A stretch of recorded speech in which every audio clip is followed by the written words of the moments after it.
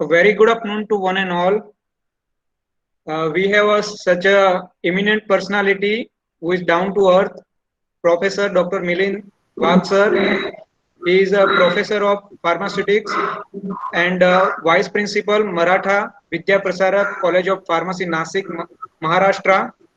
He is a ex-coordinator and the chairman board of studies in pharmaceutics, Savitribai Phule, Pune University. Dr. Sir completed his B.Pharm from Maratha Vidya Prasarak College of Pharmacy in 1992. After qualifying the GATE in 1992, conducted by the IIT Powai, he has joined the M.Pharma in Birla Institute of Technology and completed M.Pharma in Pharmaceutics in 1994. Sir has completed his PhD in Pharmaceutical Science, University of Pune in 2008.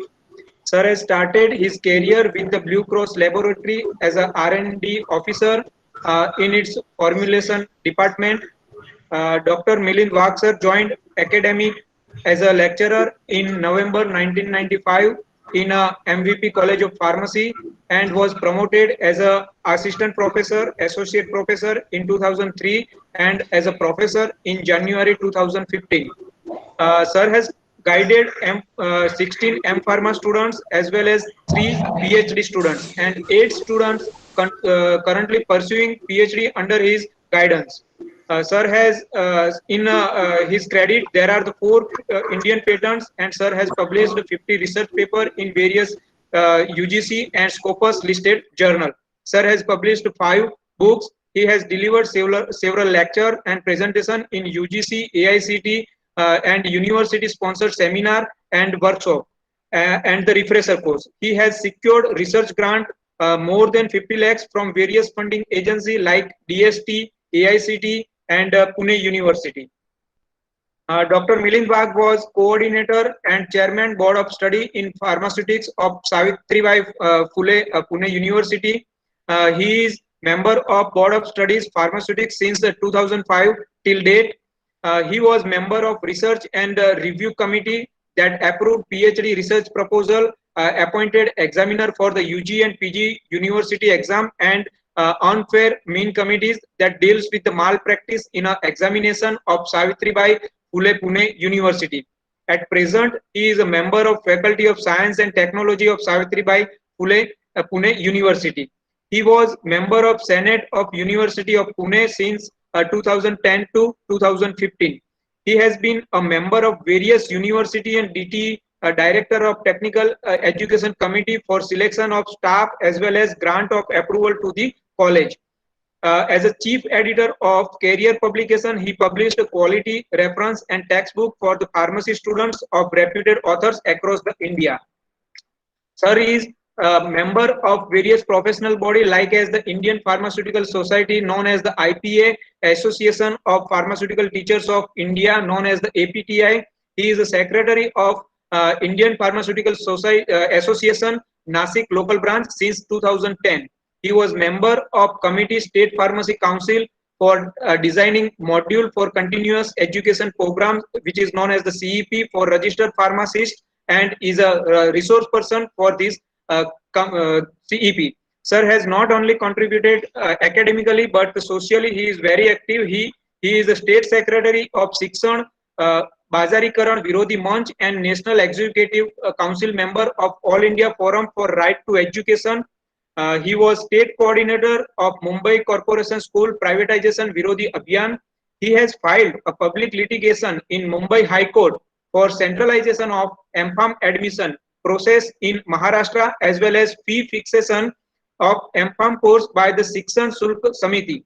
He is working since 1995 in Karmavir Bhaurao Patil Dattak Palak Yojana which adapt, motivate and mentors Adivasi students for education.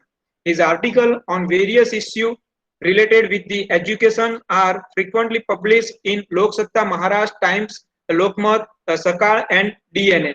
He has participated in various talk shows on electronic media like Z24, IBN, Lokmat and Sam TV. His view on corona vaccine were frequently aired on All India Radio Asmita Vahini. So we welcome you, such a renowned and a motivational personality in our faculty development program. Sir, we welcome you. Over to you, sir. Thanks for that a bit long but a warm welcome note and introduction of mine. Let me try with screen sharing. Uh, window.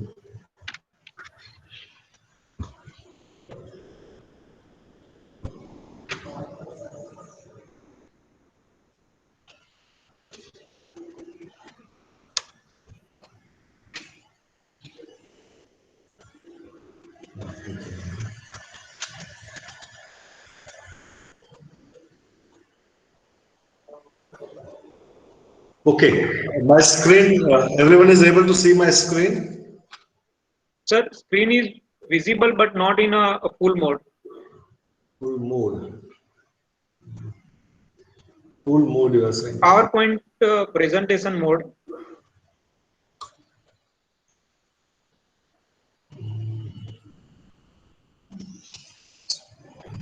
Full mode is.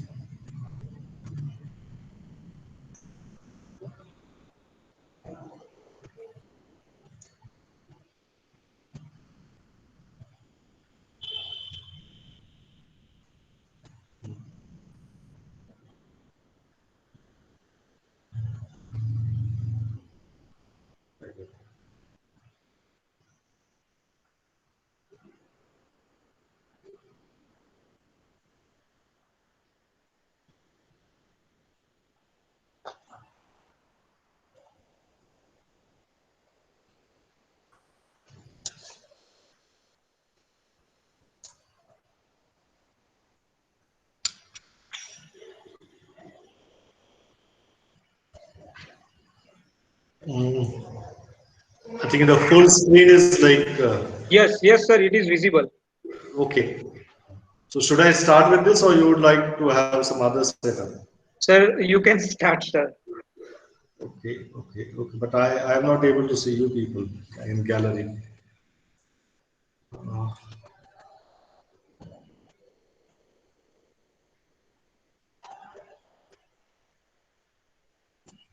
This is better.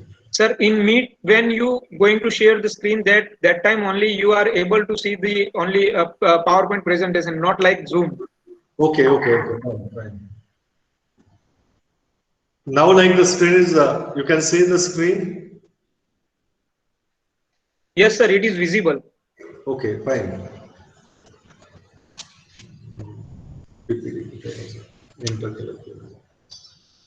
Ah, right. How do I change the slides?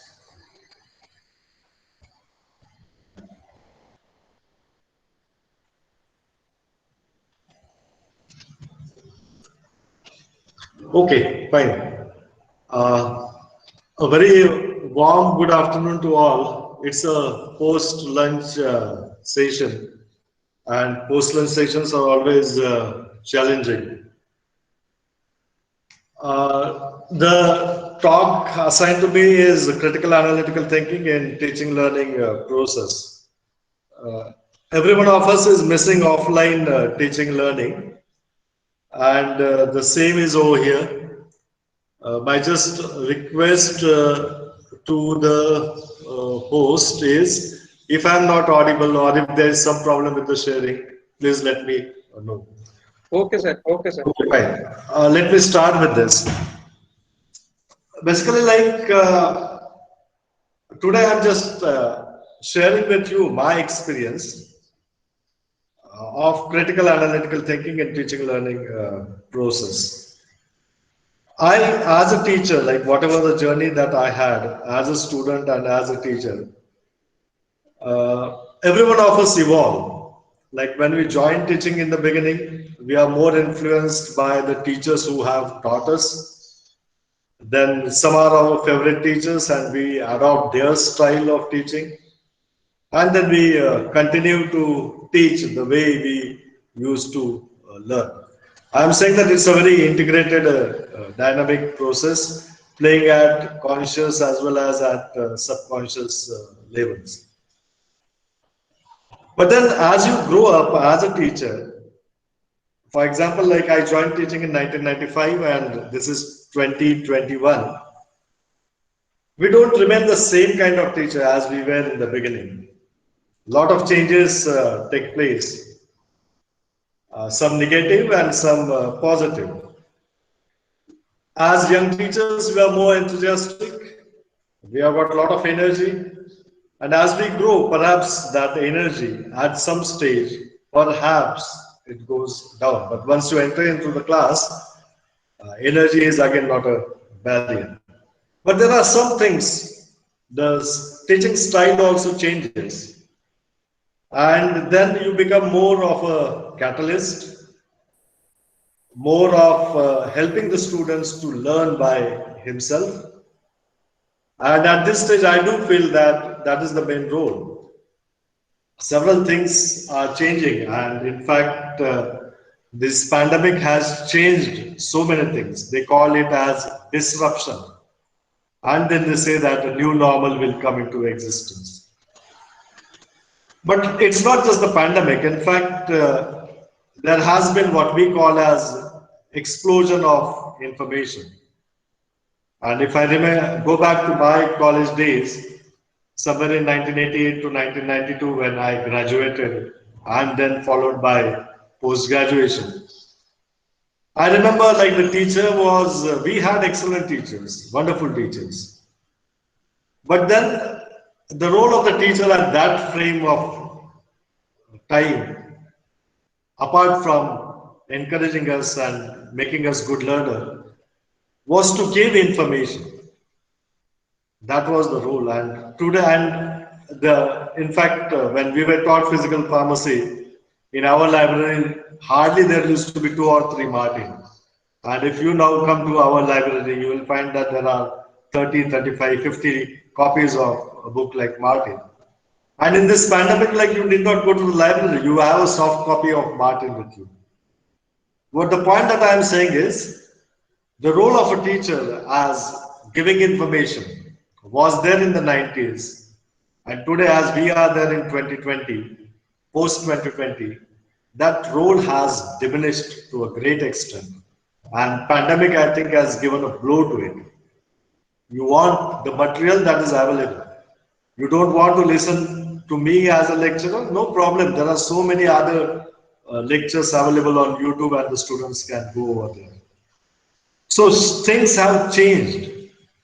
But I think the role of a teacher as someone who builds up critical analytical thinking in the students have not or has not changed. The YouTube lectures cannot fulfill it.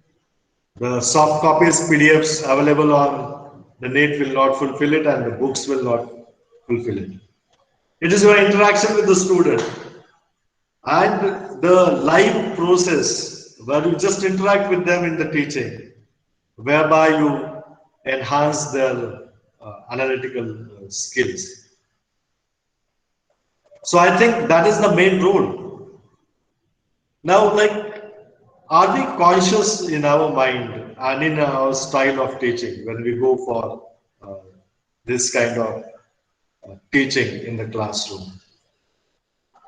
Let me share like what I feel are the main hurdles in critical analytical thinking.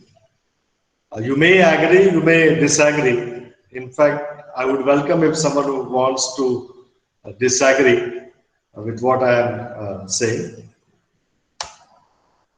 I feel the major hurdle for critical learning is emphasis on rote learning, what we call as Pathantar, that is Marathi as well as Hindi and maybe in Gujarati also. Like, it is roting the things, and a lot of emphasis is on Smaran Shakti, the memorization of the facts. And this is what we have inherited from our culture. I don't know, maybe in other cultures also, like this might be one of the important component, has to be. We are all Homo sapiens spread across the globe and we share many things in common. And whatever knowledge that was transferred from one generation to another in most of the civilization, or in almost all the civilization, was basically through word of mouth. There was no writing. Writing came later on. First, it was just language, a spoken language. So, like the main tool for passing on the knowledge, passing on the information, was I memorize the things and then I just tell it, pass it on to the next generation. And that has continued even today. For example, like in Maharashtra, there is a Satyanarayan Puja, and there we call a priest, and the priest will chant several shlokas in Sanskrit, and we hardly know the meaning about it unless until someone is well versed with Sanskrit. And I feel less than 3% of population is well versed with Sanskrit. But others are just there who just get attached with those shlokas without understanding it. And what is being appreciated is someone telling it, just writing it, and based upon the memory, just telling the things. I hope the point, what I want to say is clear. There has been a lot of emphasis on roting and memorizing the things. Even if you go back to your childhood, as a small child, you have to memorize several things. It starts with the alphabets, it starts with the figures, it starts with the tables, and so on. And even in the evaluation system that we have, there's a lot of emphasis upon memorizing the things and reproducing them in the answer on the answer paper at the time of the exam. So the emphasis is there on memorizing the things. I hope most of you might be agreeing with me, or we can just introspect it. Even the present education system, we have a lot of component which is subjective, and then we want the student, many a times we are testing his memory. And I think overemphasis on roting and on memorizing the thing does a lot of injustice to the skill of analysis. When you emphasize only on remembering, many a times you wrote the things without understanding it. And if you can't understand the things, you can't be analytical. It is as straight as that. So I feel this culture of Pathantar and Smaran Shakti is a big hurdle in the process of analytical critical thinking in our teaching learning environment. Then, of course, the second point I would say is the second point was don't ask questions. That is the culture that we have. Sir, we are not able to see the screen, sir. Okay, fine. But when the screen is there, I'm not able to see who is attending and the class is not interactive. What is the way out? There's no gallery, like while sharing the screen, I can see the people who are there. Hello? Sir, you can split the screen in two parts. Two parts. How do I do it? Uh, at the right corner, there is the minimize arrow, sir. Okay. Right hand side of the screen. At the top of the right. Will it do if you share the screen? Like it will be easy and I can see the gallery. Okay, sir. Okay, sir. No That problem. will be easy. Like I can focus upon the what I want to say. Please, like if you can help me out.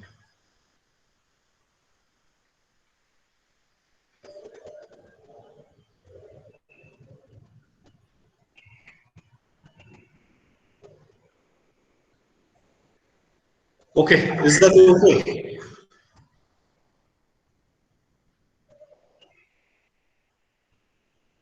Is it visible to all? Yes, sir. It's not visible to me. Like the screen is not visible to me. Sir, screen is visible, but presentation is not seen. Right. The presentation is in a small window over there.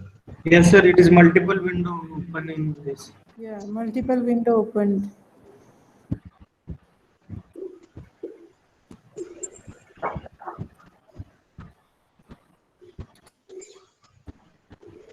Now visible, sir. Yes, sir, visible. Right. Slide, Okay. sir. Thank you. The next slide, please.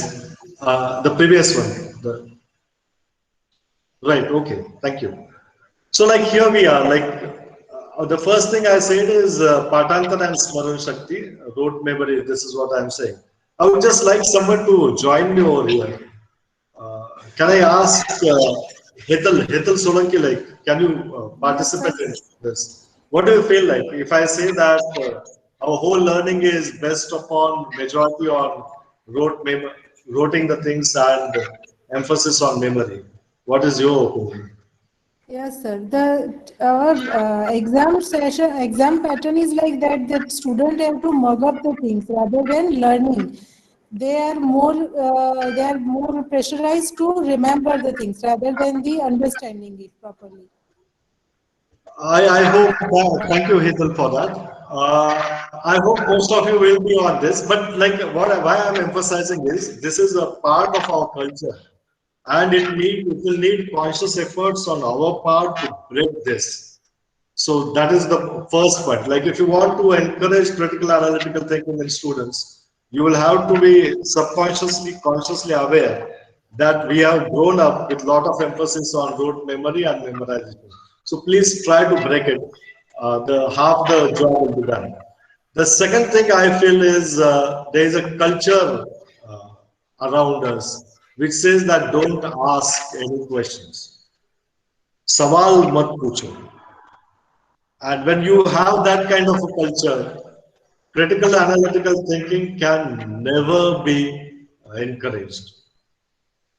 You will, if you introspect as teacher, you will find that many a times the students are curious, but we say that no, please don't ask questions. In fact, those students who don't like questions, they are not even that courteous. They are many a times rude, and they say that don't ask questions. If you have that kind of attitude, I would say teaching and learning will never take place in the proper sense. You have to create an environment where students will feel uh, free to ask questions which might at times put the teacher in problem, questions which at times might irritate the teacher, whatever it is. But like you should ask them to ask questions. If you don't do it, analytical thinking will never get done. Again, a point of introspection for all over here. I have realized when I used to go in the class in the beginning, it was more of a one-way traffic. And I seldom used to ask the students what their opinion are. So I think this is the second habit that we will have to build up an environment that you have to encourage students to ask questions. The third, I think, is language in which we learn and in which we teach. And it's a foreign medium. Right now, I'm interacting with you not in Gujarati or not in Marathi or not even in Hindi, but I'm interacting with you in English. And I'm making a statement that because we interact in English, which is a foreign language, it becomes a major component of hurdle in the teaching learning process. And because you learn a language which is foreign, you learn through a language which is foreign, you build up a lot of inferiority complex in the students, and they stop thinking and they stop asking questions. Even if they have a question in their mind, they hesitate to ask because they feel that perhaps they will not able to articulate the things properly. I think we have a new education policy which is giving emphasis upon vernacular language, upon the mother tongue, and we should explore different opportunities of breaking this barrier of English as a language and encouraging students to speak in their mother tongue, in their vernacular language. Because many a times language builds up a lot of inferiority complex. In fact, if you will understand the science of language, language is a very powerful tool of governing. It's a kind of a tool of putting someone down. And foreign languages especially have played those roles. And please try to understand, English has many a time suppressed the inner creative energies of most of us. Just go into the class and give freedom to the students that no problem, you can speak in the mother tongue, no problem. The importance is that you understand the things first. And then language is important, and English, like, there is no alternative, because like India is a subcontinent. If I speak Marathi, Gujaratis will not understand it. And if I speak Hindi, still 50% of Indians will not understand it. And if I have to communicate with the external world, I have to go in for a language, and English for that matter is a global language. So my students should be comfortable with English. They should have a command over English. But that is secondary. First of all, they have to understand the subject. They have to undergo the critical thinking, and that is not possible if I stop giving them inferiority complex only on the basis of language. So language is just a medium. And again, I would ask you to introspect. We have got several biases of the teaching learning process. The moment you find someone who is speaking fluently in English, your perception changes. You feel that he is highly intellectual.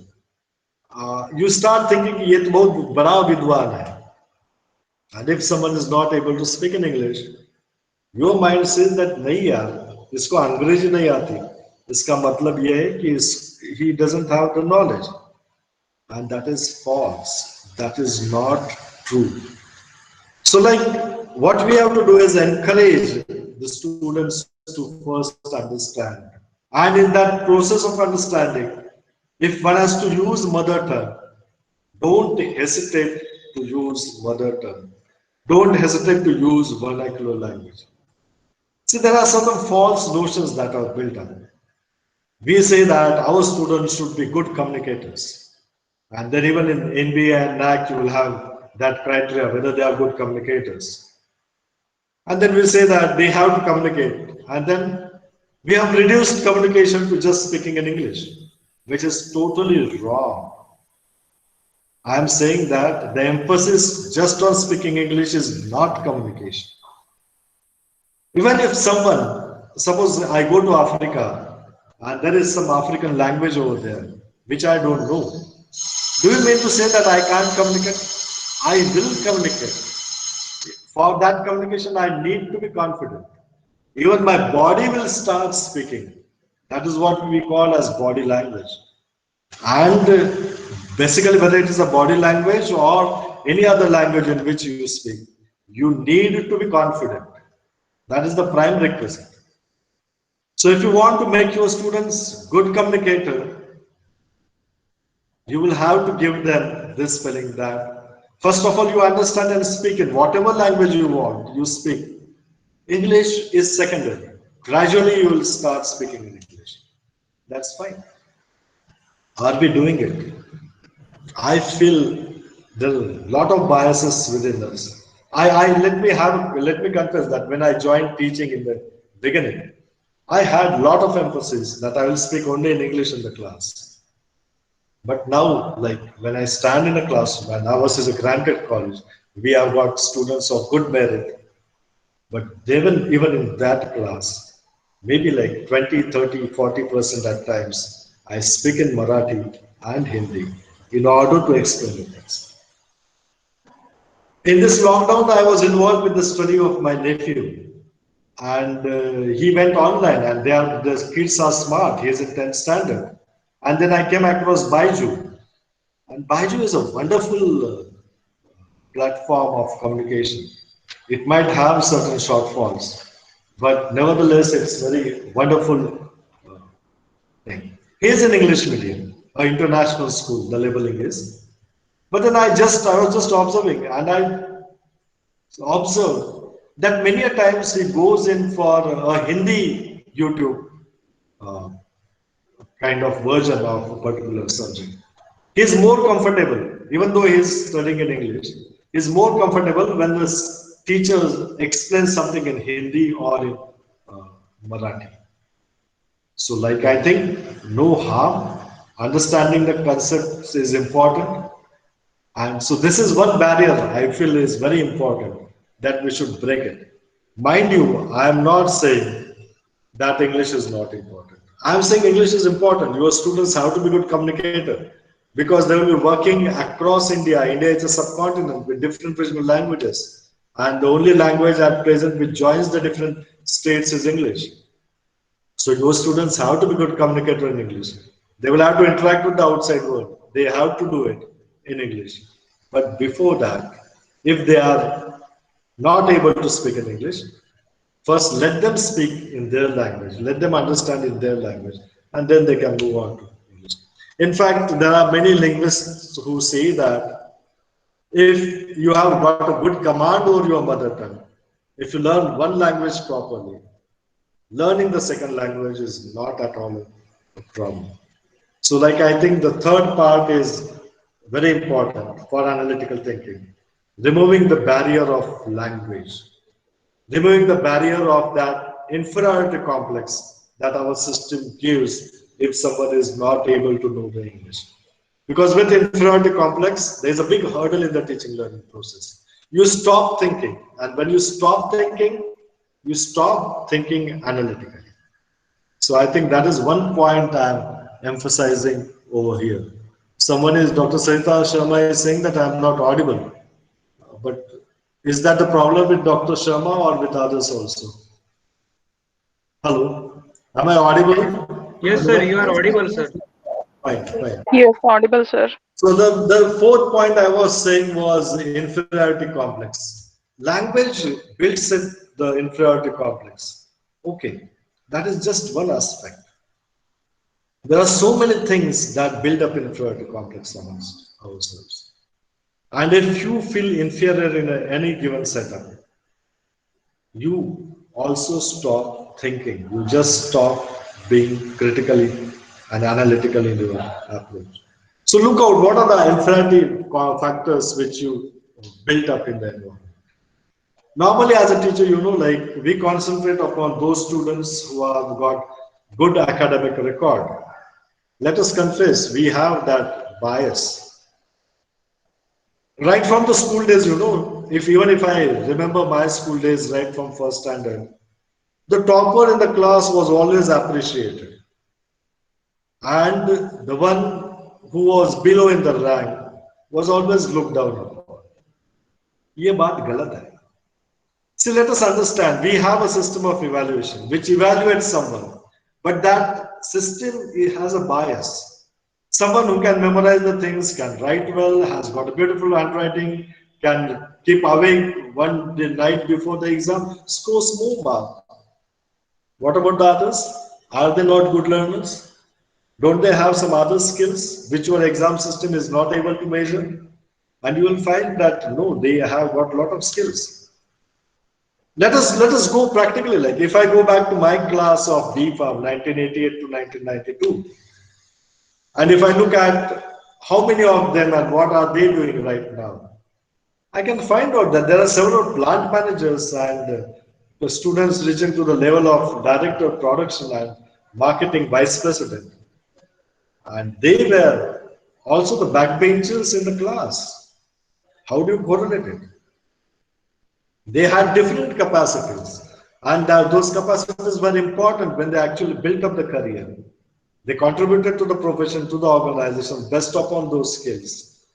But those skills we never evaluated in our curriculum. And in our college, in our schools, we built up an inferiority complex among these students who have got skills which our education system doesn't assess, doesn't evaluate. And if you are not able to break the inferiority complex in the students, they will not think actively in the class.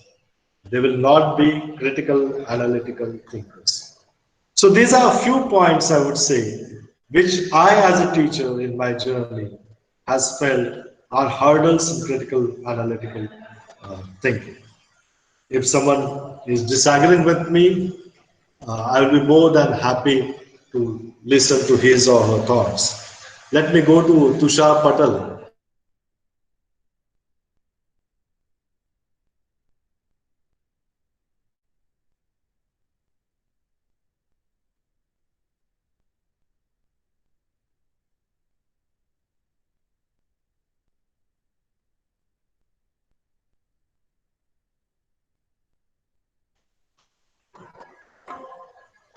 Hello.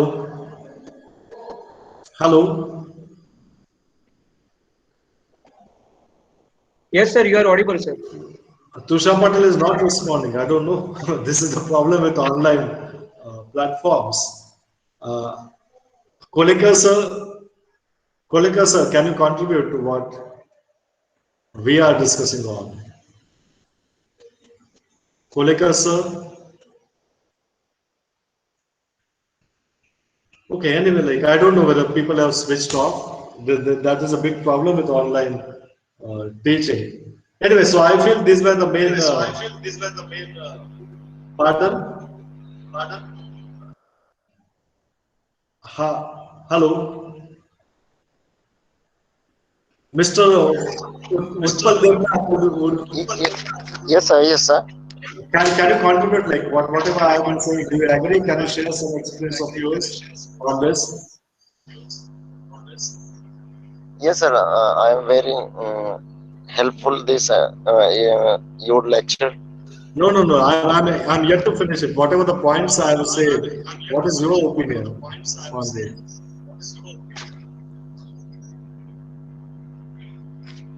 Hello. Yes, gone. Okay. Anyway, the next slide, please. So these I felt were the hurdles. Let us move on to the next slide. What is critical thinking? Like the aim is to make an overall evaluation, judgment or conclusion about the information which is possibly free from false premises or bias. We can deal with this sentence for hours together in order to understand it. See, when we say critical thinking, if I am a critical thinking, I go for an overall evaluation, and that is what I was emphasizing.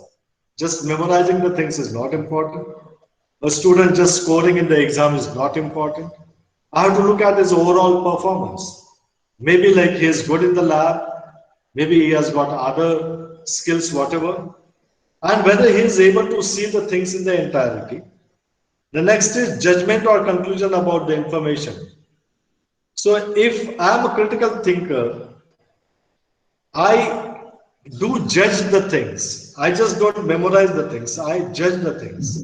Judging is like whether it is good, bad, whether it has an application or not, what are the advantages, what are the disadvantages, and so on. And that is needed in real life. Hello, sir. Hello, Should I say something, sir? sir, you're most welcome. Go ahead. Sir, what slide just now you have presented, the last slide, it was very accurate, sir. I am very much agree with your opinion because most of the times the students were doing only memorizing the things and there are no real applications of the concepts. So that was the part earlier when we were in the secondary primary school. Right. So we are doing only just the memorization task. So as you are saying, sir, the application is very important. So currently we are following the outcome-based education. In that application, we are following the levels of the Bloom's taxonomy. In that application is there, rating is there. Yes. So very much agree with your opinion, sir. Whatever you have presented in the last slide. What are your experiences on language as a barrier and inferiority complex? What is your opinion? Language, yes, sir. Yes. Language is, I think, sir, it is the 50% barrier. Language contribute 50% component. Because how I am from Sir Kolhapur, Maharashtra. how should we break Hello, it? sir. How should we break it? Or you Yes, have sir. Sir, we experience? can. Yes. Basically, sir, I am from Kolhapur, Shiva University, Okay. Maharashtra.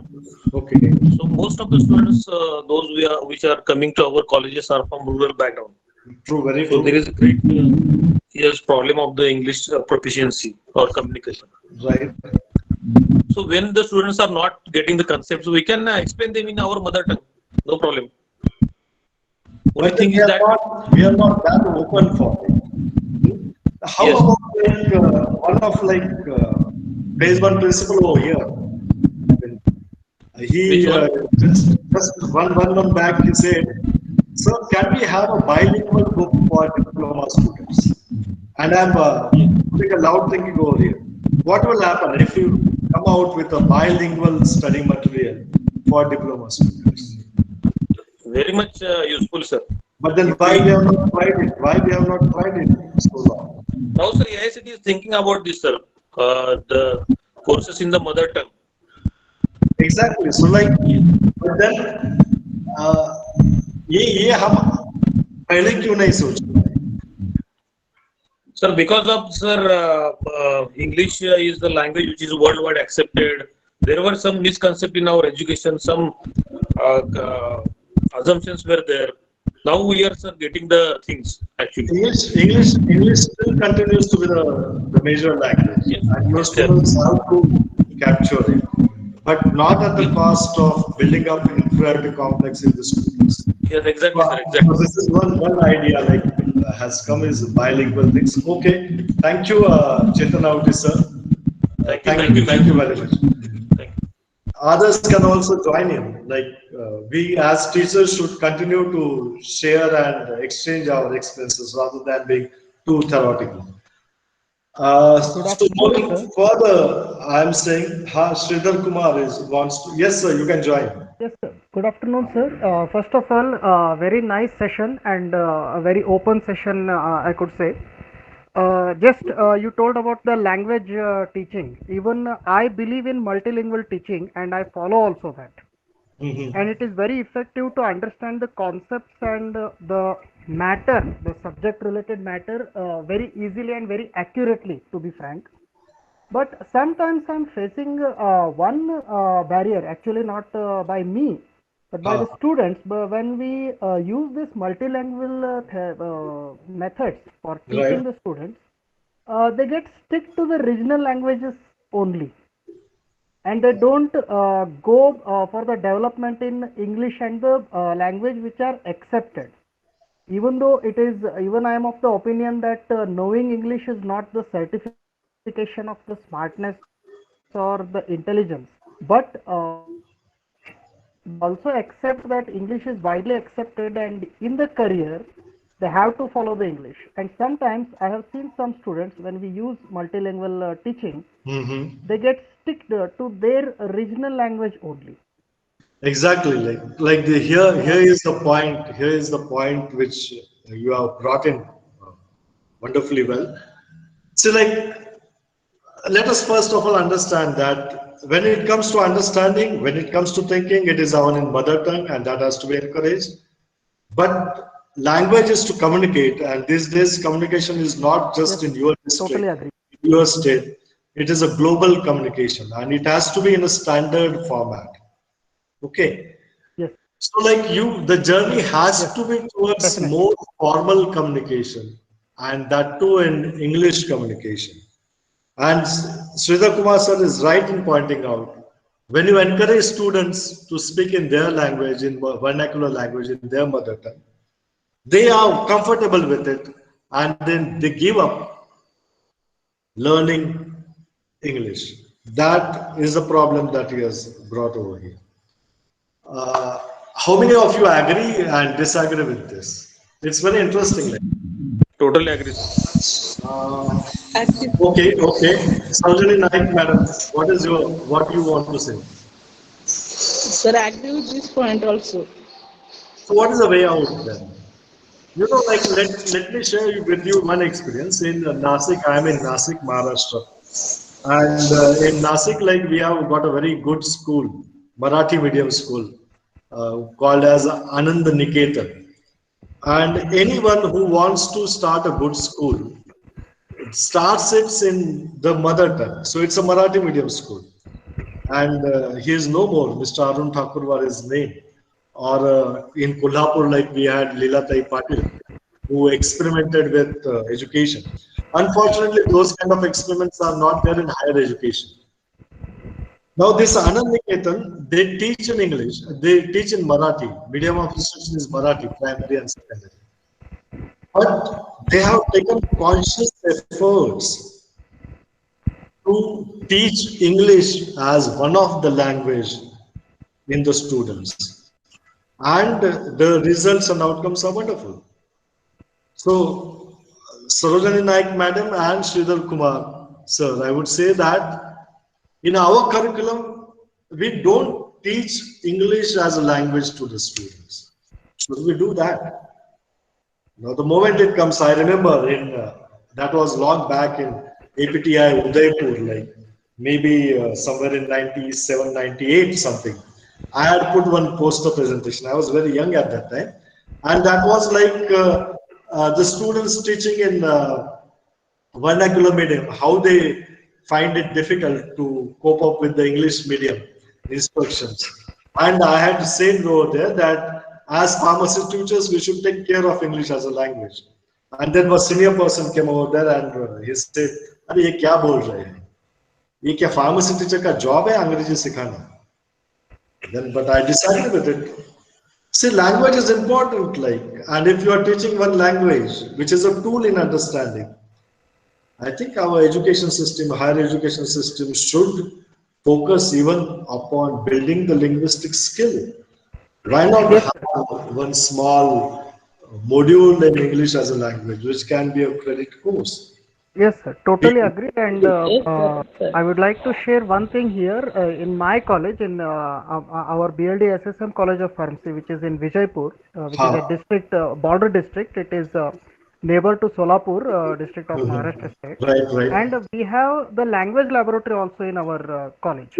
And we teach the spoken English as well as the vocabulary English also to the students who are taking admission in first year.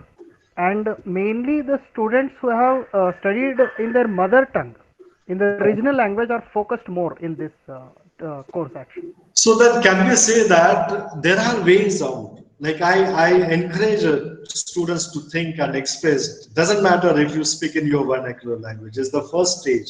And the second stage that you say is that, and I try it in the classroom teaching. I ask the student, this is a question, please answer it. Then I just asked roll number 25 standard, and then he is struggling with English. I said, doesn't matter, speak in Marathi.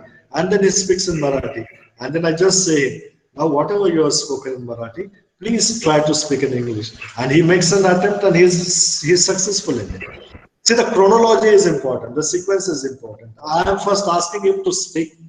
Doesn't matter, speak in your language. And then gradually I am saying that now that you have spoken, you are feeling confident that you can think, you can communicate. Now try in English.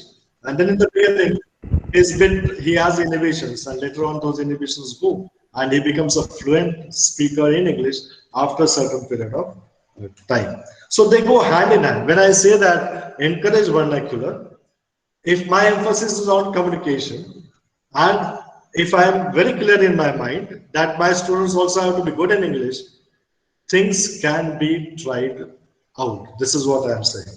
Now coming to English as a language, like when you come to the PG students, I don't know the teachers over here, senior teachers over here.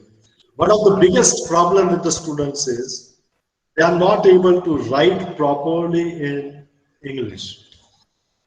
The drafting skills have gone down. Why this is?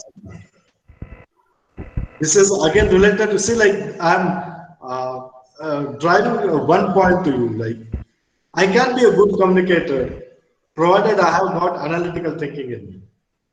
I can be a good writer provided I have got good analytical skills within me by which I can understand the things.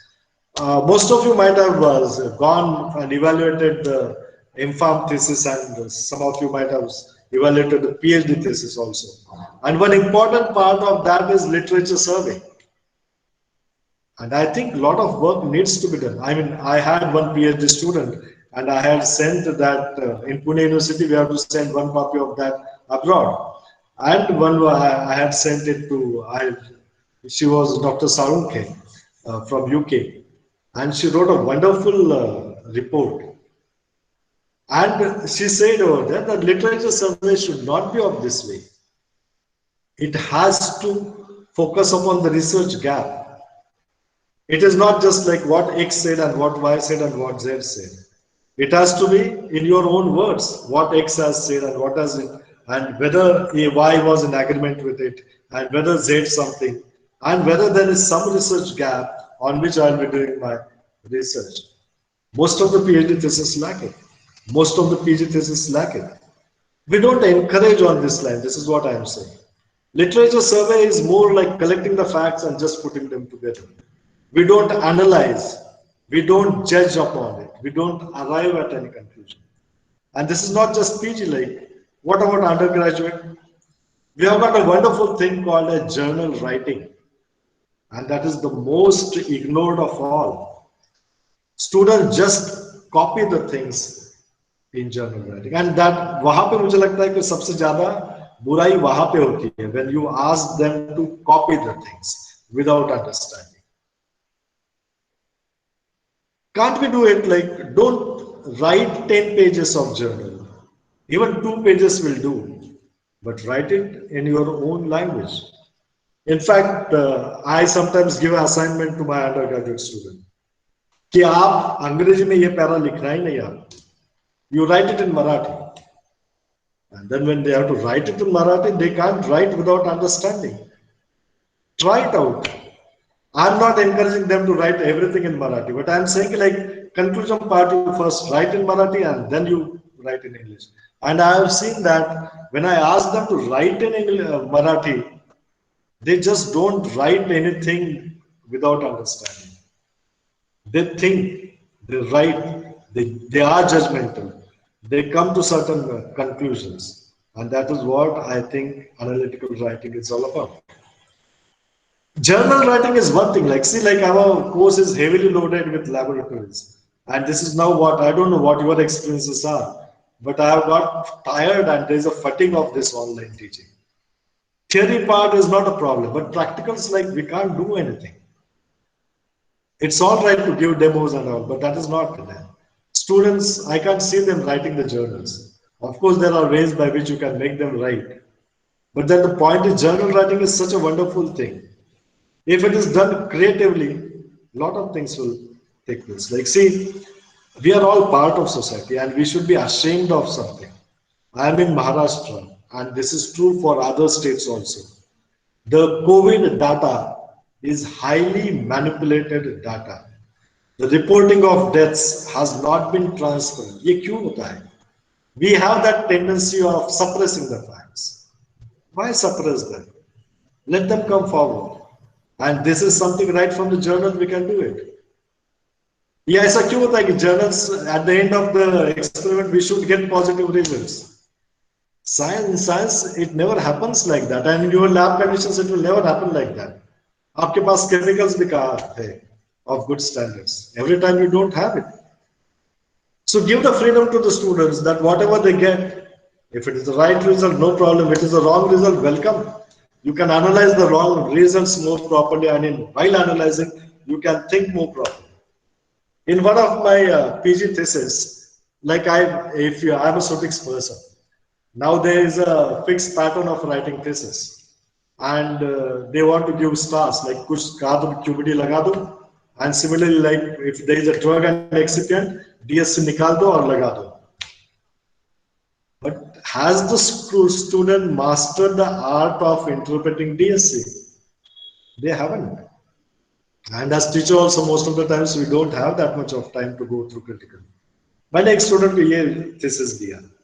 Like you will do nothing, but you will just pick up my own students, last 5 years students thesis, and take the DSCs and go through them critically. And though they were my own students. When I gave this assignment to other students, your thesis only be on the interpretation of DSCs reported by students in our lab. And they come out with several things. कि sir, ये तो DSC match नहीं हो रहा है, ये तो copy किया हुआ लगता है, and whatever it is. And then I then ask कि like, अभी ये like whatever DSC work he has done, you just analyze whether it was needed, whatever analysis he has done, was it right, या और कुछ करना चाहिए था, and then it became interesting.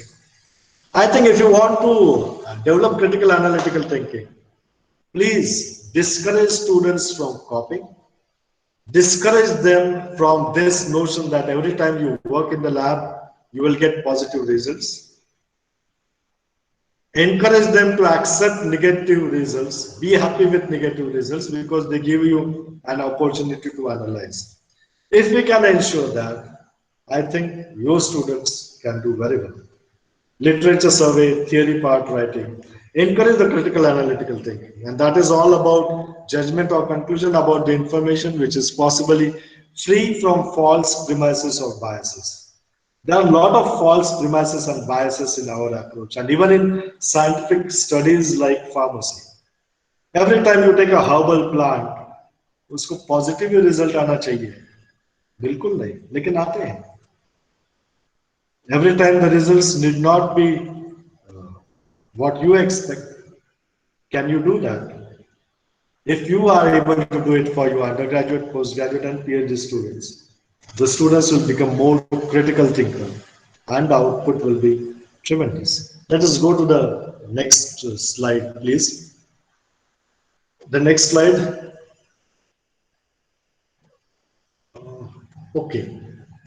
Analytical thinking includes facts and evidences. Try to build a capacity in the students. क्या facts देखो, and you look for the evidence. Coronal, is it active or inactive? Let me not have any bias. Where is the data? Covaxin, is it a good vaccine or not? Where is the data? Evidence. Ayurvedic product, it boosts immunity.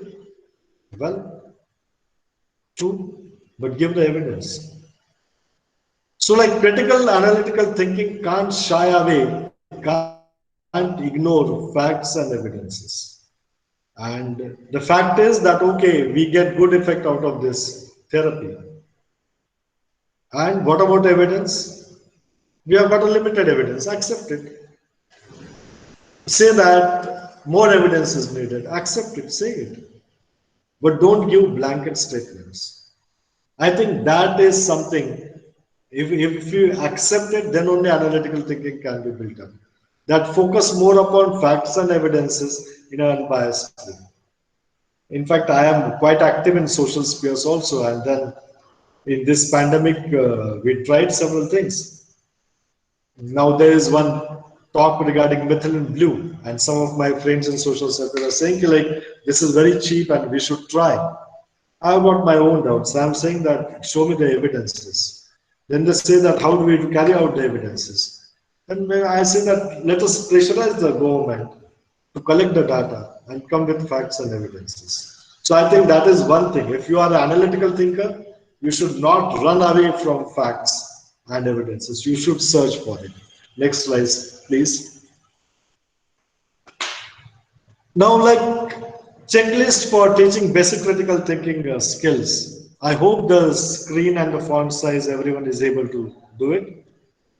This is just a checklist.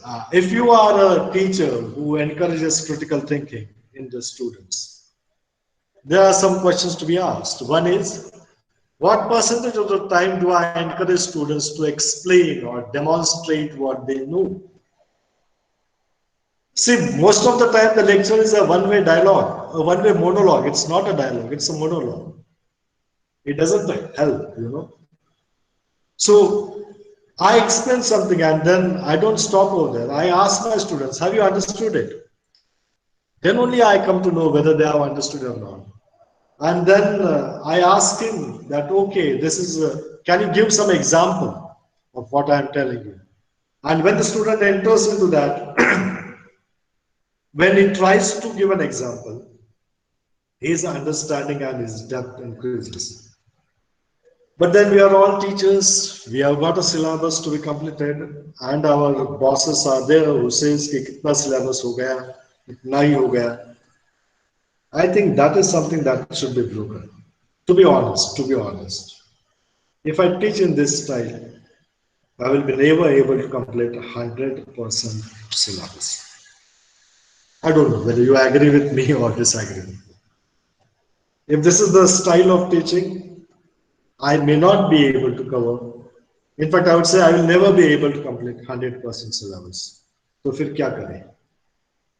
So, like I have been working on the Board of Studies of Pune University for the last 10-15 years. In my first term, I was very enthusiastic in saying कि syllabus में ये भी होना चाहिए, वो भी होना चाहिए, ये भी होना चाहिए. But now as a teacher, I feel कि नहीं यार, this is not needed. Keep the syllabus small and ensure that whatever is there in the syllabus, the student is able to understand it, is able to think over it, and is able to communicate and apply on it. If he is able to do A part of syllabus, and if he builds up the skills this, even if the B part of syllabus is not part of syllabus, he can master it. But teach small part of syllabus, curtail the syllabus, but go in depth and try to see that student is able to learn it. So this kind of craze for expanding syllabus, I think doesn't promote critical thinking. So if your syllabus has got 2 pages, you may not be able to touch all the lines on those 2 pages. You will have to decide upon what are the most important things. What are those things which the student can do on their own? And perhaps design certain tools of evaluation where you ask them to self-study and then evaluate the things and so on. What I'm saying is the pattern of teaching has to change. And you have to make the study teaching more student inclusive. The second question is what percentage of the time do I dominate teaching in the classroom or laboratory with teacher taught? Ask that question and you will find that most of the time you as a teacher are speaking. You are not listening to the students. You are not checking whether they have understood it or not. Even this presentation at times is becoming a monologue. I am going on bombarding. I don't know whether you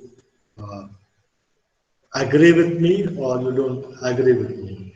Chetan Avasti sir, would you like to come in and join over here? Chetan Avasti sir,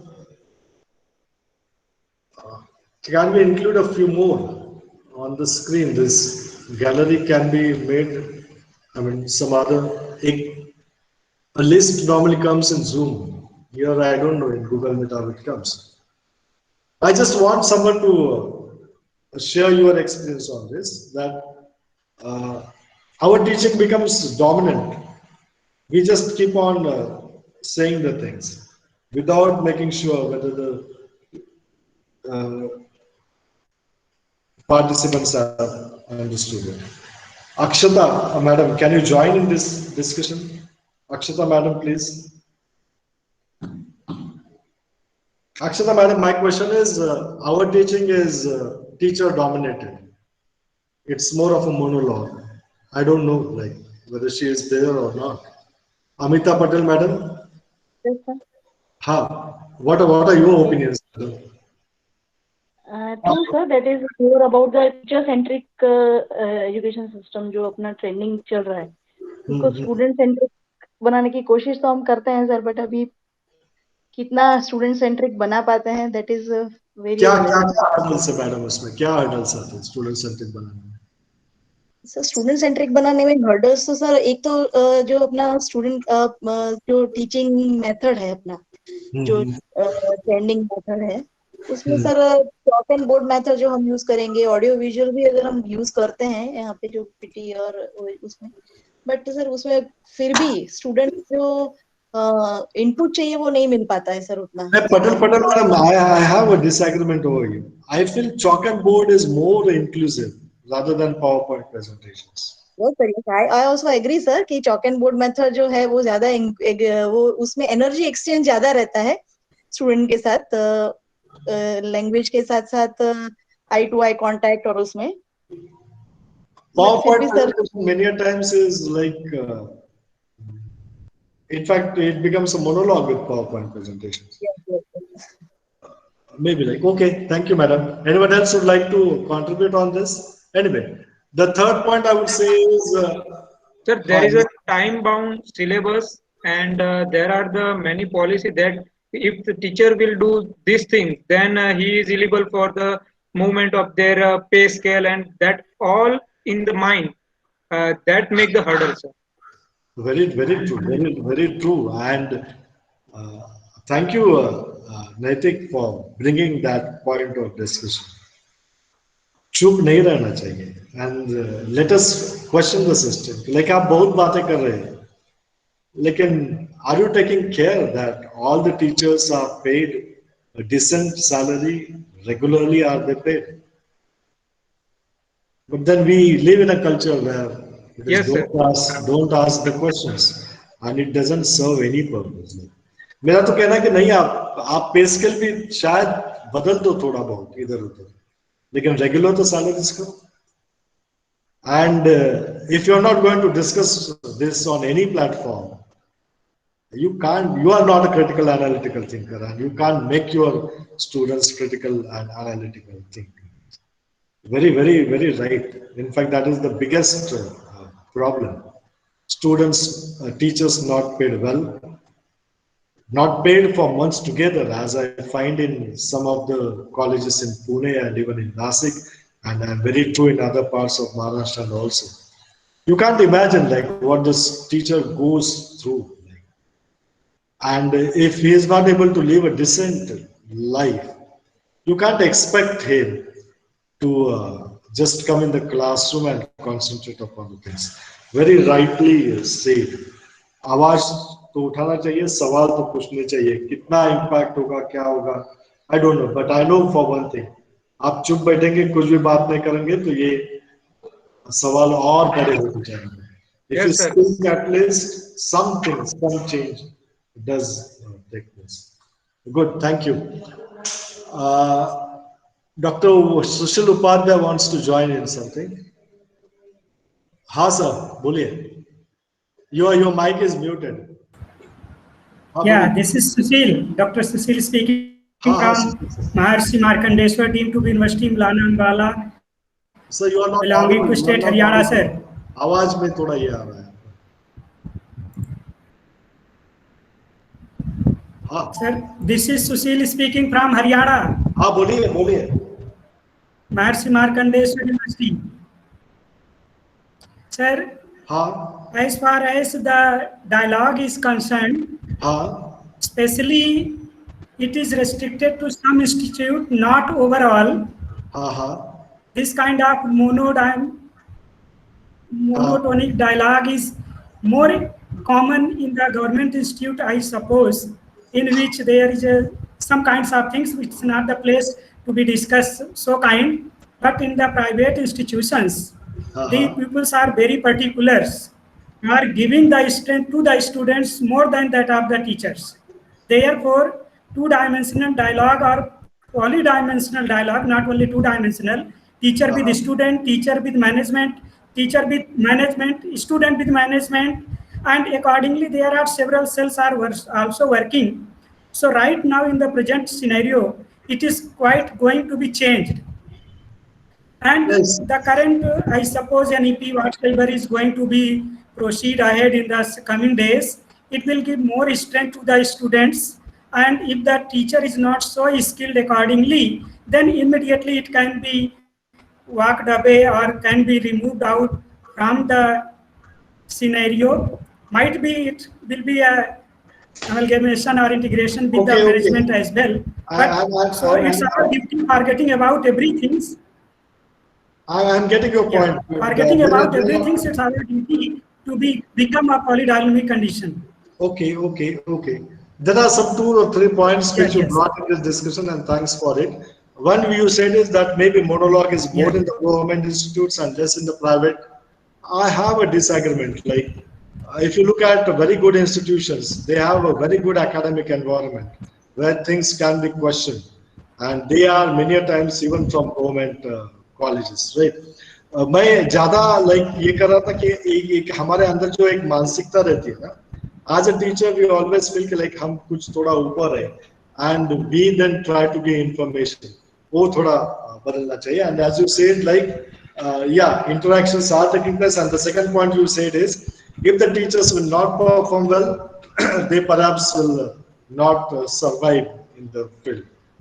There is a point, but then what is about a good teacher? वो भी definition होनी चाहिए ना. Teacher जाता है और students को बोलता है कि आप सवाल पूछो. Some teachers are. Yes, sir. Yes, sir. Okay, okay, fine. It's open discussion for the students, sir, practicing. Okay, okay, yes. Okay. Thank you. And like, these are just I wish to say one thing. Okay, Dr. Sushil, yeah. Who is that? Yeah. Most of the teachers are saying technology can replace the teacher, but the teacher may not be replaced by the technology if it is skilled and updated. True. Only the things. True. Thank you. So like these are some parameters, like what percentage of the time do I dominate teaching in the classroom or lab with teacher talk? And your domination is not just when you are talking. Your domination is also by your presence. और वहाँ पे like Dr. Sushil Kumar जो बात कर रहे थे कि government college में ज़्यादा है. Partly yes, like यहाँ पे टेरर ज़्यादा रहती है, प्राइवेट में थोड़ा फ्रेंडलीनेस ज़्यादा रहता है. But what is good is we should be friends. और ये जो नया जनरेशन है, that is very different. You might be witnessing it with your students also. They are more assertive. और आप ज़्यादा देर उनको ऐसे दबा के नहीं रख सकते.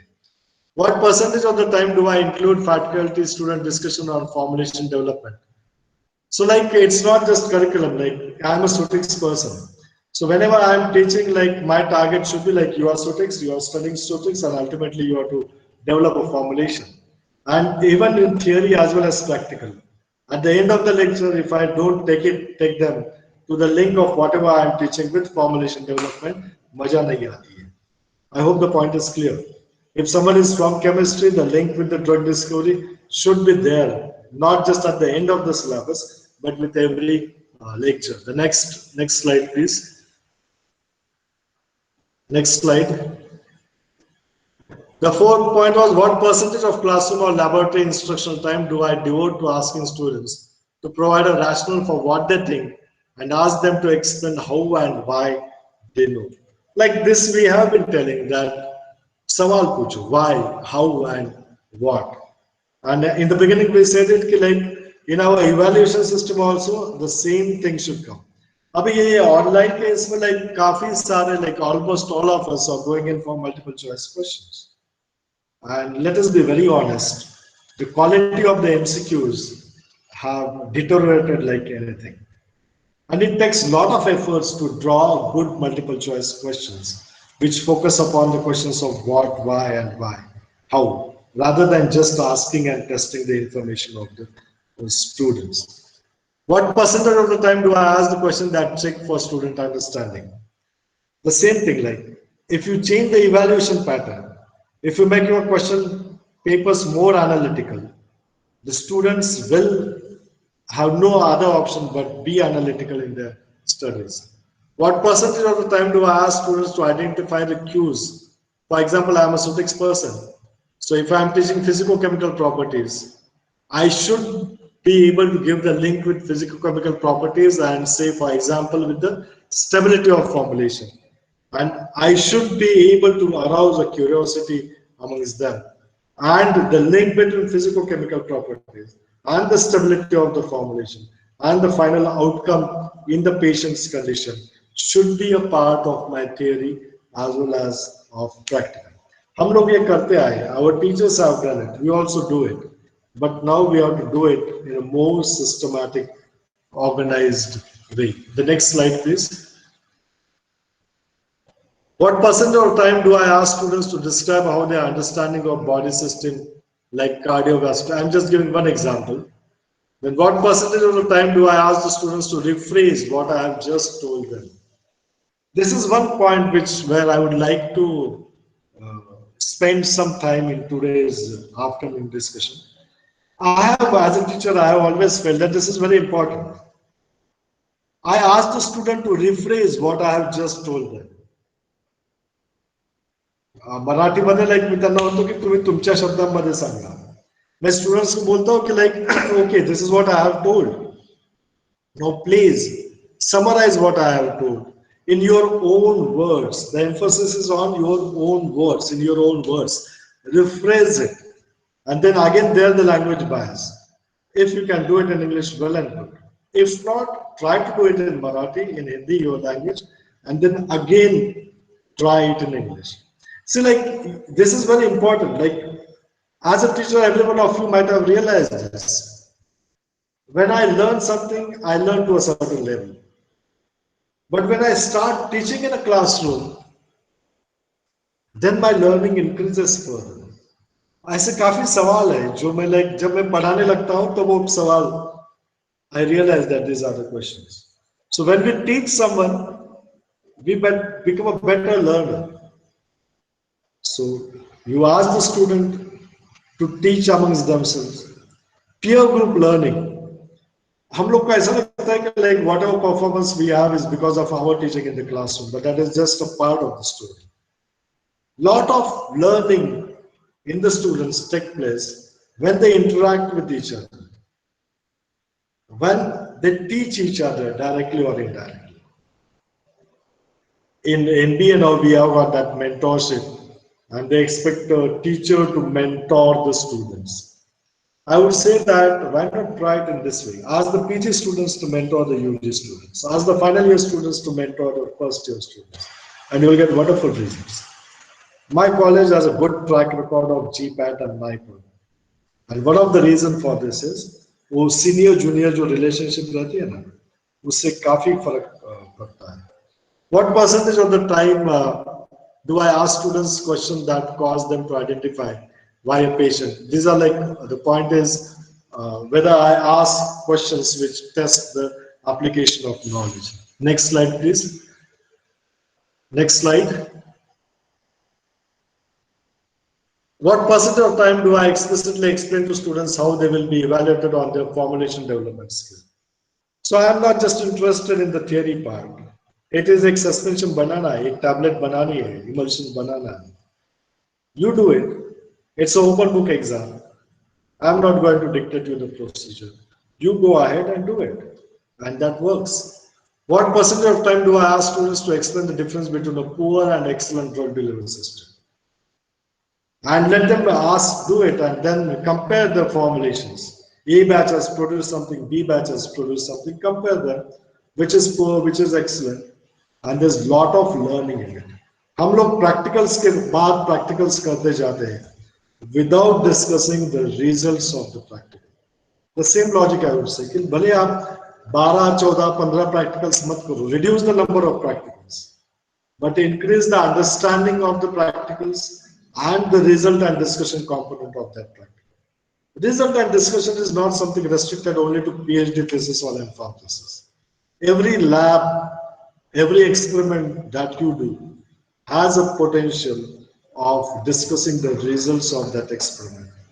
Maybe I would say, ideally speaking, आप यदि 3 घंटा एक practical करते हो तो next time 3 घंटे में सिर्फ आप उसके results आपने discuss करनी चाहिए. If that will happen, analytical skills will get developed. Even if the number of practicals are reduced, I think it should not be an issue. Of course, you need not agree with me, but let there be discussion on this point. कि syllabus थोड़ा कम करो, लेकिन और depth में जाओ, and ask the students to discuss and be critical thinker. Next slide, please. Next, okay. In order to help students develop critical skills, thinking skills, educator must understand the cognitive process that constitute critical thinking and use instructional activities that lead to developing these processes. क्या होता है ना, like मैं I got my post graduation in 1994, थोड़ा एक साल industry में रहा, and then I joined teaching, and I started teaching, and most of you people started teaching, all of us, without getting introduced to education science, without understanding the psychology of education, without understanding what is a cognitive process, without understanding what is a Bloom's taxonomy. I think that should be corrected somewhere. Teaching is an art, but it is also a science. There are a few things here. That is why I'm on this slide. I'm saying that we should have an understanding of the cognitive process. Like what is that process where learning takes place? What is the importance of revision in that? What is the importance of framing questions over there? And of course, Bloom's taxonomy is part of it. Now, it was only in the accreditation that most of us understood that there is something like Bloom's taxonomy. And we were teaching without Bloom taxonomy for so many years. And some of us will say कि नहीं पता था Bloom taxonomy तो भी क्या फर्क पड़ता था? फर्क पड़ता है. When you understand education, when you understand education as a science, definitely as a teacher you are more evolved. So that cognitive process that constitutes critical thinking has to be understood properly. Next slide, please. Next slide. Instructors should teach students how to define and clarify information. Again, I think we are left with less time now. I think 5 to 7 minutes.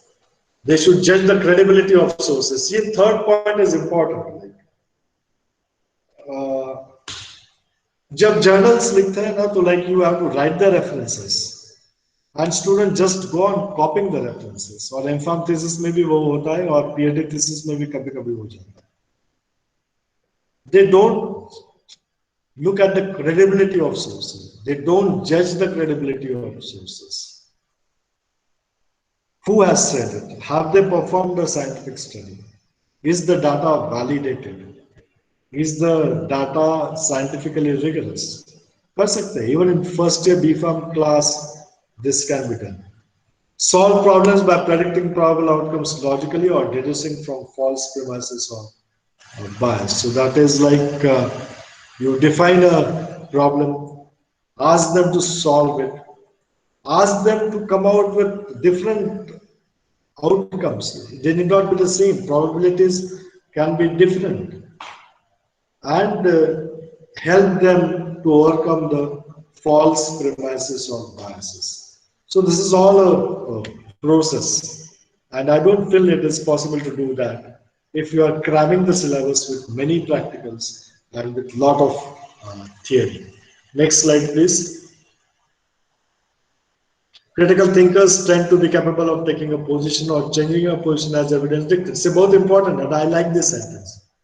You should encourage your student to take a position. ये जो है ना, like नहीं यार, ये समाज में भी होता है, political issues पे भी होता है, social issues पे भी होता है, science में भी होता है.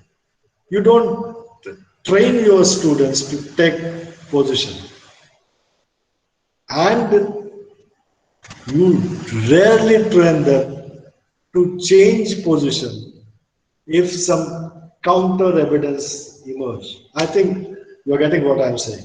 ठीक है ना, मुझे लग रहा था पहले कि India was good in producing vaccines, but लेकिन अभी एविडेंस ऐसा लग रहा है कि नहीं यार, India didn't do that well. Accept it. Only if you will accept it, you will be able to analyze it. Remain relevant to the point. Many times in lectures, you move away from the points. You can touch upon several points as long as they are relevant to what we are talking about. इधर उधर की बात मत करो, जो भी है उसके ऊपर आना चाहिए. Seek information as well as precision in information. Very, these are the skills. Then later on we say, first skill like Marathi में बोलो, हिंदी में बोलो, गुजराती में बोलो, जैसा भी है बोलो, बोलना important. Then after that, ज़्यादा मत बोलो. Express yourself precisely. That is what is expected from a science student. but that is at the next step. Be open-minded. Listen to the other side of the story. Look for the other evidences. If someone is criticizing you, be open for it. Then only science will progress. To take into account the entire situation, don't take a piecemeal approach. Pura situation dekho. Keep the original problem in mind. So these are all aspects of critical thinking. Next slide, please. So on, like I'm leaving the presentation. You can take it from the host. Next slide. So like, this is what Bloom's taxonomy is all about. Teaching critical thinking requires instruction which emphasizes higher order of taxonomic skills and the use of learning activities that advance students' capacity for analysis, evaluation, and creation. Level 4, 5, and 6 on Bloom's revised taxonomy. Moving away from learning, moving away from memorizing and rote learning, do you build the capacity of student to analyze, to evaluate, and create something? That is what Bloom's level 4, 5, and 6 of Bloom's taxonomy is all about. When instruction is focused on higher order taxonomic skill, students are expected to demonstrate related skill acquisition. Teaching that is designed to develop higher level learning subsumes lower order behavior, such as remembering, understanding, and applying within instruction. आप जब बच्चे को बोलते हैं ना, like you apply, you critically think. It is not that you are not asking him कि कुछ भी याद मत रखो. याद, they remember the things, they understand the things. When you teach them level 4, 5, 6. They do acquire the skill of level 1, 2, 3. But what happens is, they give a lot of emphasis only on level 1, 2, 3, and then you ignore level 4, 5, 6. Consciously, you should avoid that in order to make your students good critical thinkers. Next slide, please. We'll now move fast. This is just a table, move ahead. So level 6, that is creating, synthesize, organize, deduce. Your question paper should also include this level. Next slide. Evaluating. Are they able to interpret, judge, measure, test? Next, level 6. Analyze, discriminate, and so on. Next slide. Next slide. Next, I don't want to extend my time. Next slide. When faculty model thinking processes allowed, students can observe and consider ways to utilize similar thinking process on their own. I like this sentence. It says that a teacher should be loud in his thinking. यार मुझे तो ऐसा लगता है, मुझे ये लगता नहीं यार ये मुझे पता नहीं. Let us find it out. What do you feel? If that kind of loud thinking takes place, students also learn from that. They also utilize similar thinking process in their own.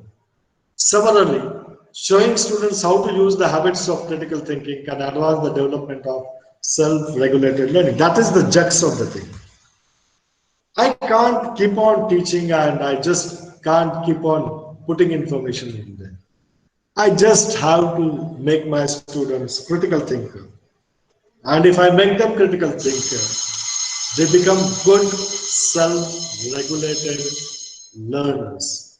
Skill that will help them in cracking GPAT, NIPER, CAT, GRE, as well as the real life exams in their career. So that I think is the role of teacher. In the beginning, I was thinking it was more giving information. Now I feel I have to, in the last 3-4 years, I have come to a conclusion. I don't know whether you will agree with me or not. I feel all that I have to do with my students is I have to make them good reader. Oh, यदि अच्छी तरीके से read कर सकते हैं ना, and if they can understand the complex sentences, and if you can read between the lines, I don't have to accompany them for a long time. There is a lot of material with them, on the basis of which they can continue to grow.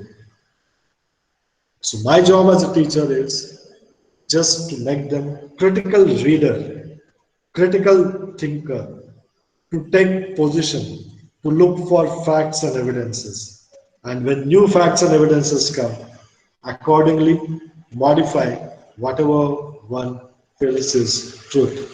And that is what learning is all about. So learning without critical thinking, I think, is impossible. The next slide, please. Next slide. That's all that I wanted to say, and I'm happy that I could finish it at the stroke of 4 o'clock. Thanks for being a patient listener, and thanks for taking part in the discussion. I would be happy to stop over here, but I would be more happy if someone says that, sir, whatever you say, out of this is one point on which I disagree. It is open for questions, if any. Otherwise, let me wish you all the best in your journey. To be a critical thinker, to ask questions. And I am all for this. The teachers should be paid well, should be paid regularly. There should be zero tolerance on it.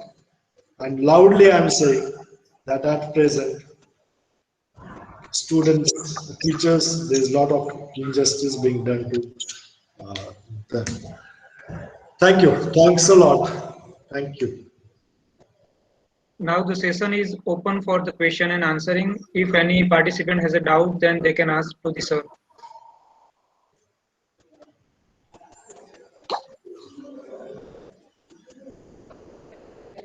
Okay. One question, I need to break the social taboo of not, I mean, It was a nice deliberation and informative deliberation.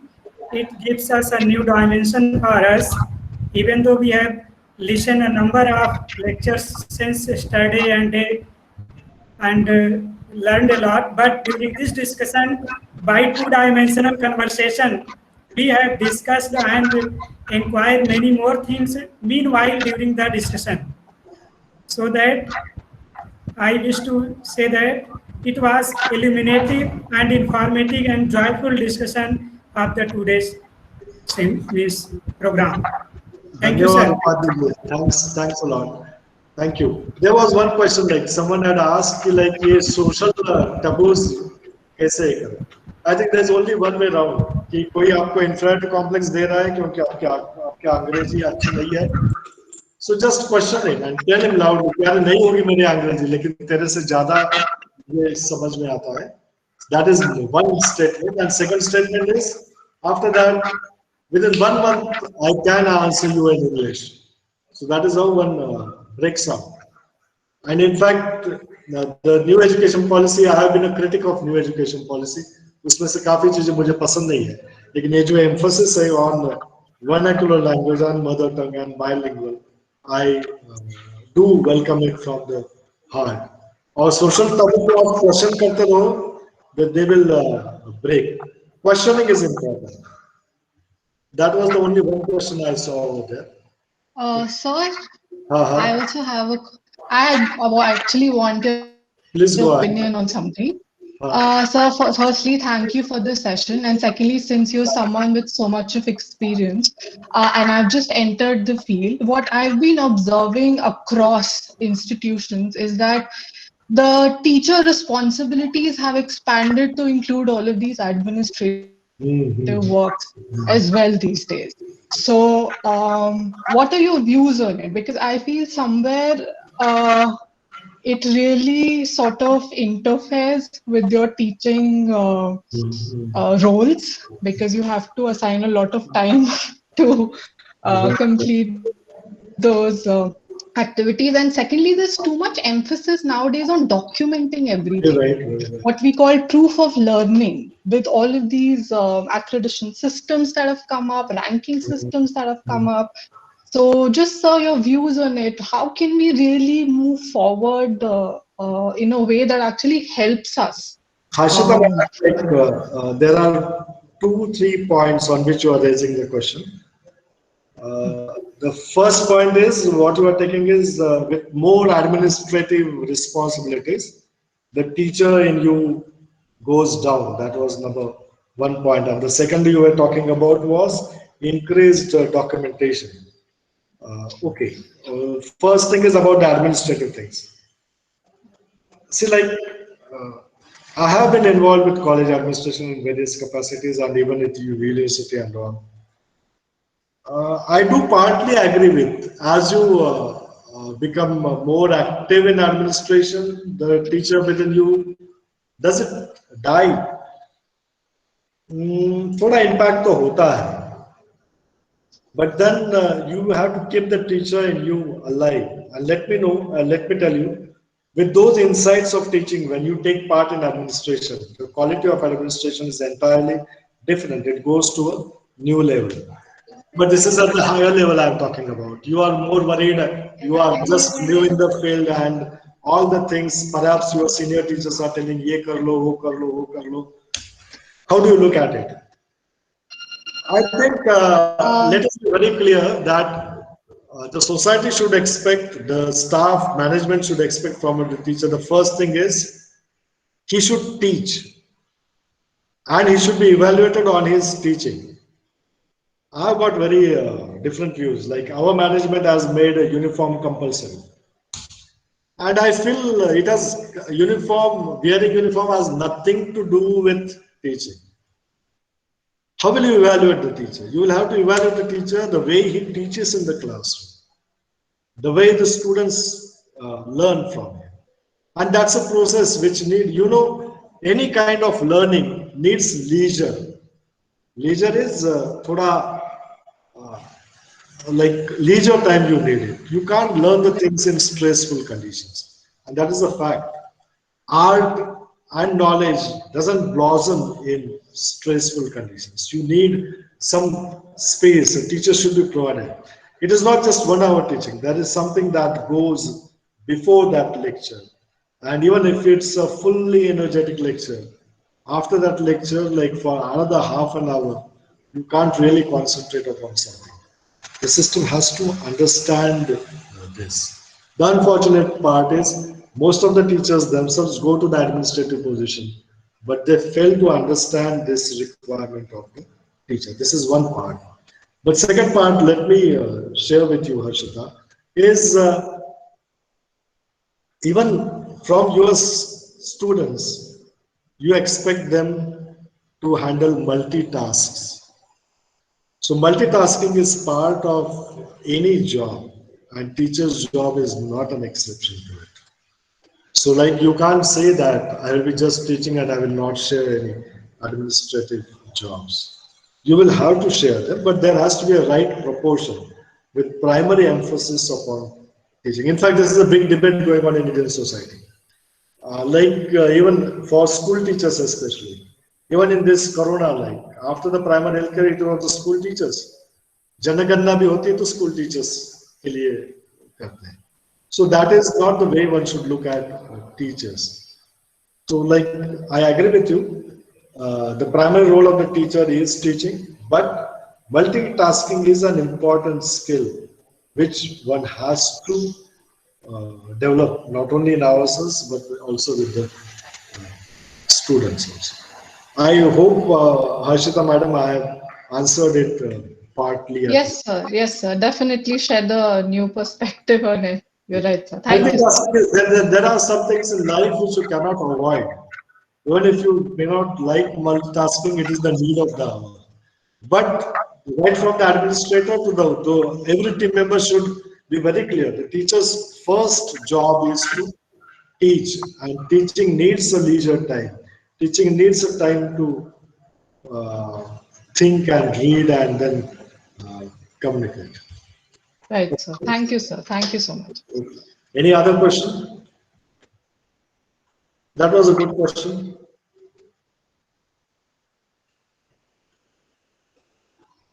Okay, I think done with questions. Dr. Trivedi. Yes, sir. Your session was wonderful, and it reminded me my student day because when I was enter into the Viva, that time teacher asking not the question about the subject, they just ask what is the color of the Martin. what is the color of the Lachman and Lieberman series book. And that time we know the each and every edition and publisher name and all the things. But today I am the teacher and I am not aware about that all kinds of the editions, sir. As well as, sir, there is the one things I want to add, that I did my 12th standard up to the 12th standard study in the Gujarati medium, Right. and I got the admission in Shahda near the Nandurbar. Right, Shahada College. Yeah, Shahda College. Right. And I was sitting into the first bench, but after this 6 months, I transferred my first bench to the last bench because of the language barrier. Right, right. True. So it is the hurdle I can feel personally, sir. Yes, yes. And the system is not sensitive to it. The system has to take a note of it and work out how it can be, how we can cover it. Right. We are very much thankful from our entire team of AR College of Pharmacy. You have given a wonderful interactive and live session, and you have covered all the points which can affect and affect to the teacher, sir. And once again, we are welcome you, and we would like to see more session in our college in the future, sir. Thank you. Thanks a lot. Thanks a lot for inviting me over here. Thanks to your management, your institute, as well as your team who has organized this session. Thank you. Thanks a lot. Sir, this is the certificate of appreciation from our side. Kindly accept this certificate, sir. Okay.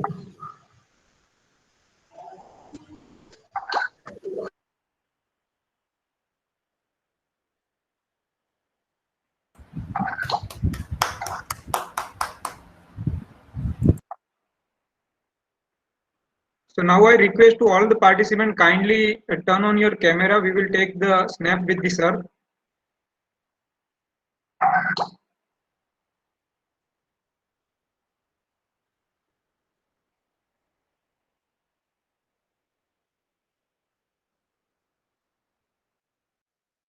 Yes. Thank you very much. Now the time for the participant presentation. Who will give the first?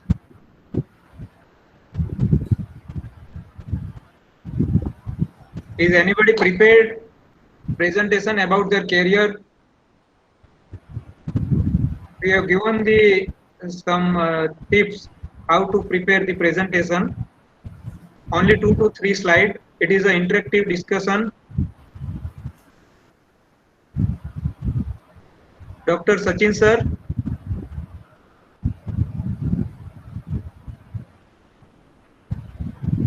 Sushil sir. Yes, sir. Sir, is it possible for you to give 2 to 3 slides about your career achievement? Yes, yes, sir. Just a minute. I try to share my slide. Okay, thank you, sir.